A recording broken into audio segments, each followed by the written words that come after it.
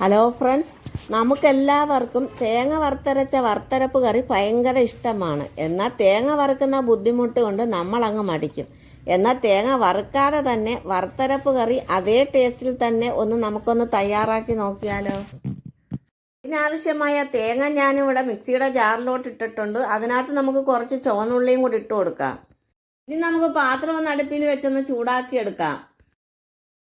ചൂടാക്കി കഴിയുമ്പോൾ 1 ടീസ്പൂൺ മല്ലിപ്പൊടി ഇട്ട് കൊടുത്ത്, 1 ടീസ്പൂൺ മുളക് പൊടി ഇട്ട് കൊടുത്ത്, 1/4 ടീസ്പൂൺ കുരുമുളക് പൊടി ഇട്ട് കൊടുത്ത്, 1/2 ടീസ്പൂൺ പെരിഞ്ജീരകപ്പൊടി ഇട്ട് കൊടുത്ത്, ഇനി 1 ടീസ്പൂൺ മഞ്ഞൾപ്പൊടിയും കൂടി ഇട്ട് കൊടുത്ത് ഇത് നല്ലതുപോലെ നമുക്കൊന്ന് ചൂടാക്കി എടുക്കാം. ഒരു കാര്യം നമ്മൾ പ്രത്യേകം ശ്രദ്ധിക്കണം, ഇത് ചൂടാക്കുന്നതിന് മുമ്പ് ഈ പാത്രം അടുപ്പിൽ വെച്ച് കൊടുത്തൊന്ന് ചൂടാക്കിയിട്ട് തീ ഓഫ് ചെയ്തിട്ട് ഈ പൊടിയെല്ലാം നമ്മൾ ഇട്ട് കൊടുക്കണം. പൊടിയെല്ലാം ഇട്ട് കൊടുത്ത് കഴിഞ്ഞതിന് ശേഷം നമുക്ക് ഒരു ചെറിയ തീയിലിട്ട് ഇതൊന്ന് ചൂടാക്കി എടുക്കണം. തീ കൂടി പോകരുത്. ഇത് വറക്കുന്നതിന്റെ പരുവമാണ് നമുക്ക് ഈ കറിക്ക് ടേസ്റ്റും. ആ പരുവത്തിൽ വേണം നമ്മൾ എടുക്കാൻ. ഒരുപാട് അങ്ങ് മൂത്ത് പോയാൽ അത് കരിഞ്ഞു പോകും, വേറൊരു സ്മെല്ലായിപ്പോവും. നമുക്കിതാ ഈ പരുവത്തിന് നമുക്ക് നല്ലൊരു പരുവത്തിന് കിട്ടിയിട്ടുണ്ട്. ഈ പരുവത്തിന് വേണം നമ്മൾ ഇതെടുക്കാൻ. നമ്മൾ കറി വെക്കാൻ ആവശ്യമായ മീൻ എടുത്തേക്കുന്നത് അയിലയാണ്.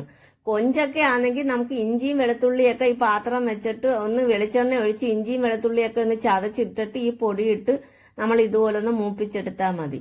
ഇപ്പം നമുക്ക് അയില ആയതുകൊണ്ട് കുഴപ്പമില്ല, ഞാൻ ഇഞ്ചിയും വെളുത്തുള്ളിയൊന്നും ഇതിനകത്ത് ചേർക്കുന്നില്ല. ഇനി നമുക്കിതെല്ലാം ഒന്ന് മൂത്ത് വന്നിട്ടുണ്ട്. ഇനി നമുക്ക് നേരത്തെ ഈ ജാറിനകത്തോട്ട് നമുക്കിതെല്ലാം ഈ പൊടികളെല്ലാം കൂടെ അങ്ങോട്ട് ഇട്ട് കൊടുക്കാം. പൊടികളൊക്കെ ഒന്ന് വറുത്ത് കഴിഞ്ഞാൽ ആ പാട് നമുക്ക് പെട്ടെന്ന് തന്നെ ഇതിനകത്തോട്ട് ഇട്ടേക്കണം. ആ പാത്രത്തിൽ വെച്ചിരുന്നാൽ കരിഞ്ഞു പോവും, അല്ലെങ്കിൽ പിന്നെ വേറെ പാത്രത്തിൽ തട്ടിയിട്ട് വെക്കണം. ഇനി നമുക്ക് ഇതിലേക്ക് അരയ്ക്കാൻ ആവശ്യമായ വെള്ളം ഒഴിച്ചു കൊടുക്കാം. ഇനി നല്ലതുപോലെ ഒന്ന് അരച്ചെടുക്കാം. അങ്ങനെ നമ്മൾ അരച്ചെടുത്തിട്ടുണ്ട്. ഇനി നമുക്ക് കുറച്ച് കറിവേപ്പില ഒന്ന് ക്രഷ് ചെയ്തെടുക്കാം. എന്താ നമുക്ക് കറിവേപ്പില ഇനി ഇത് പറക്കി കളയത്തില്ല, ഇതെല്ലാം നമ്മളങ്ങ് കഴിക്കും. മറ്റേത് നല്ലാതിടുമ്പോൾ നമ്മൾ പറക്കി അങ്ങ് കളയും. ഇനി നമ്മളൊരു ചട്ടി എടുത്തിട്ടുണ്ട്. ആ ചട്ടിയിലേക്ക് ഒരു തക്കാളി അരിഞ്ഞതും കൂടി ഇട്ട് കൊടുക്കാം. ഇനി നമുക്ക് 2 പച്ചമുളക് കീറി അതും കൂടി ഇട്ട് കൊടുക്കാം. ഇനി 2-3 കഷ്ണം മുരിങ്ങക്കായ കീറിയത് അതും കൂടി ഇട്ട് കൊടുക്കാം. ഇനി നമ്മൾ നേരത്തെ അരച്ച് വെച്ച അരപ്പിന്നോട്ട് ഒഴിച്ചു കൊടുക്കാം. ഇനി ഇതിലേക്ക് പാകത്തിനുള്ള വെള്ളം ഒഴിച്ച് നമുക്ക് കലക്കിയെടുക്കാം.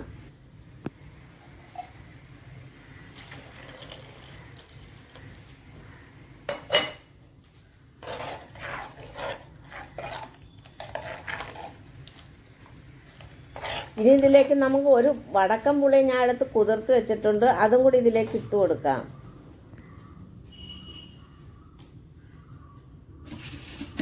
ഇനി ഈ കറിക്ക് ആവശ്യമായ ഉപ്പും കൂടി ഇട്ട് കൊടുക്കാം.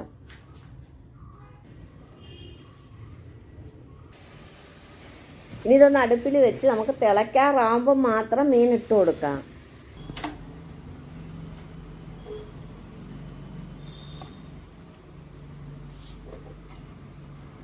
മീനിട്ട് കഴിയുമ്പോൾ ദാ ഇതുപോലെ ഒന്ന് ഇളക്കി കൊടുക്കണം.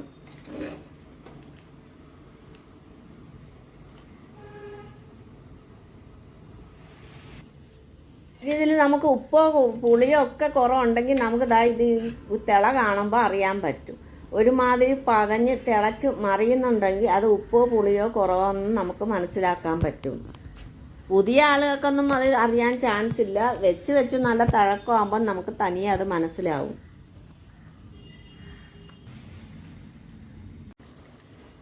നമ്മളിപ്പോൾ തേങ്ങ വറുക്കാതെ തന്നെ അതേ ടേസ്റ്റിൽ, അതേ രുചിയിലും, അതേ മണത്തിലും, അതേ കളറിലും അതുപോലെ നമ്മൾ വറുത്തരച്ച് കറി ശരിയാക്കിയത് കണ്ടോ.